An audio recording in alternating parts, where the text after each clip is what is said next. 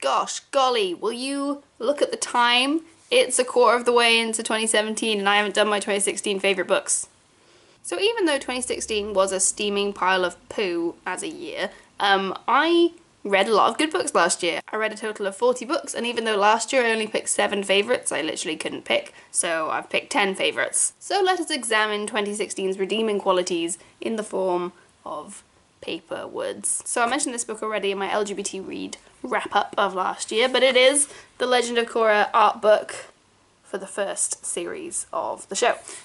It's an animated show about a queer woman of colour hero, total badass. I love her, and it's got all the like designs of characters and backgrounds, and it's just beautiful. It's a beautiful book. It's also a beautiful show, so even if you don't get the books, you should watch the show because it's great.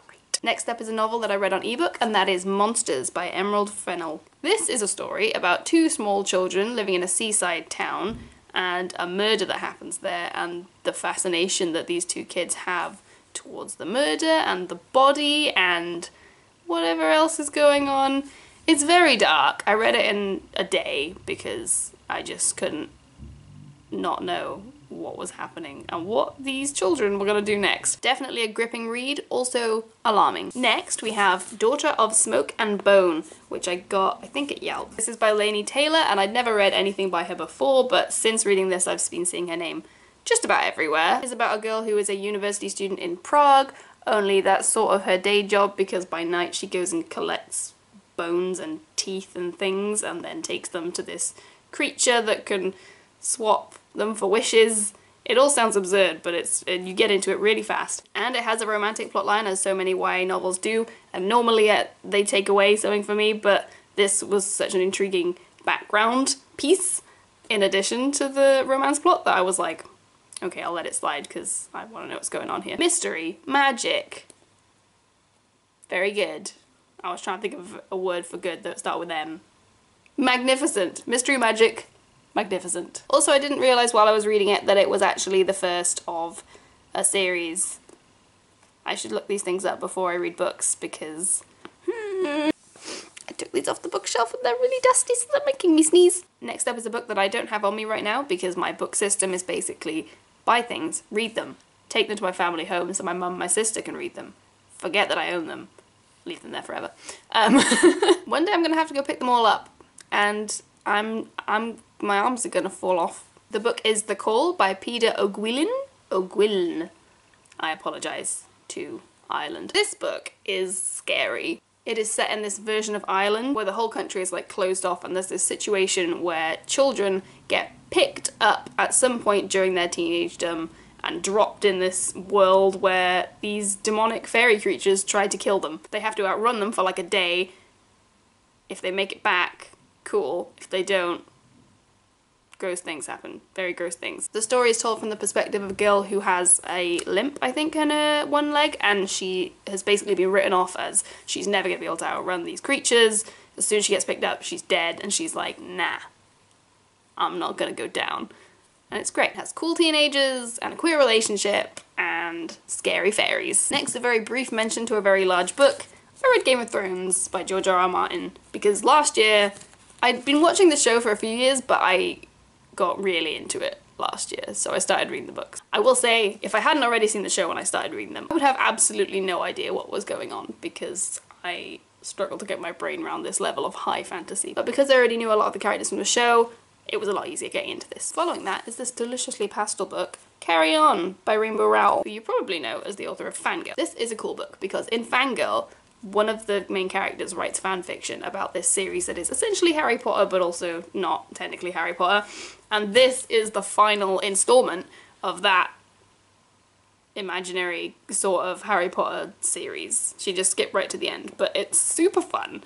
All the characters are great. I know it's just because it's Harry Potter, but it's also not, and I really enjoyed it. Not just because it was Harry Potter, but probably also because it's basically Harry Potter, but there are queer characters in the forefront. Basically, if you love Harry Potter, but you're always kind of disappointed by the lack of queer representation in it, this book is for you. Speaking of queer characters, Lumberjanes was, I think, my favourite graphic novel of this year. It's by quite a lot of people. Here's all their names. Lumberjanes is about a group of teenage girls at like a summer camp, but then strange things start happening at the summer camp and they're sort of having to deal with what's going on. Imagine Class, the Doctor Who spin-off, meets Gravity Falls. This is the first volume and it's so nice. It's all full colour and everyone is great. There's a little like low-key queer teen romance and I love it. Aside from the queer representation in this, you've got a cast that is pretty much all not white and also they're all women. So I mean, it's good stuff. We have now arrived at December last year because this was a Christmas present that I got and it's the art of Moana. Like, I don't know what else I can say about an art book because it's just,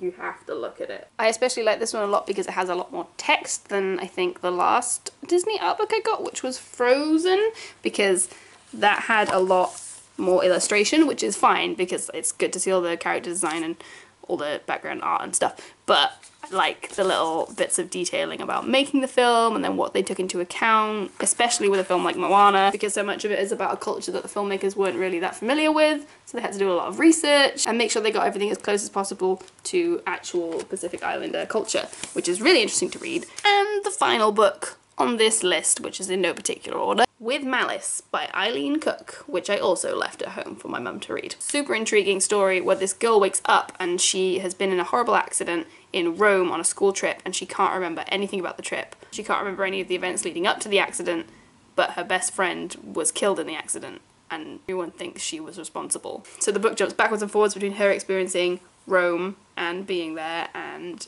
oh, what's happening to her in the hospital dealing with the repercussions of potentially being responsible for her friend's death and her freaking out and trying to figure out and remember what on earth happened. If you want a speedy read, definitely go for it because I didn't put it down. I was just looking at my pile and I was thinking I missed one. It's because it was an ebook, so I don't have it in front of me. That is All of the Above by Juno Dawson. Was James Dawson, now Juno Dawson. This is a coming of age story about a group of teenagers in a small town who band together and sort of just make their way through their year. And I don't want to say too much about the plot because I'll ruin it. It's very personal stakes and very like small scale within a community situations. But it means that everything that happens means so much to these characters. I was really happy because there's a number of queer characters. There's a bisexual character that's just like, there's me, and it's like, there's you. So that is it. Those are my top 10 books of 2016. These 10 books that I choose were almost exclusively written by women authors, but I feel like I need to expand my own voices reading. So if you have any recommendations for that, let me know. Hope you enjoyed. I recommend all of these books. They're fab. I'll see you when I see you. Bye.